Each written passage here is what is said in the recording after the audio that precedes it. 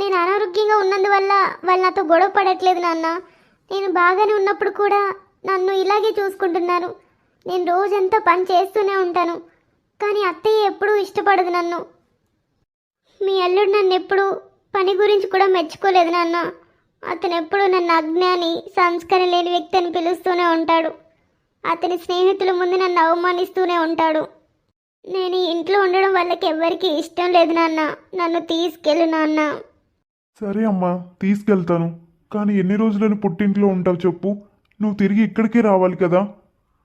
నువ్వు పుట్టింట్లో ఉంటే ఈ సమాజం మనల్ని బ్రతకనివ్వదమ్మా. వెళ్ళి చెల్లిని తీసుకొని హాస్పిటల్లో చూయించుకొని తీసుకొనిరా. తీసుకెళ్ళలేదు కదా వీళ్ళు. ఆలోచిస్తే వీళ్ళకున్న కొంచెం సిగ్గు కూడా పోయినట్టుంది.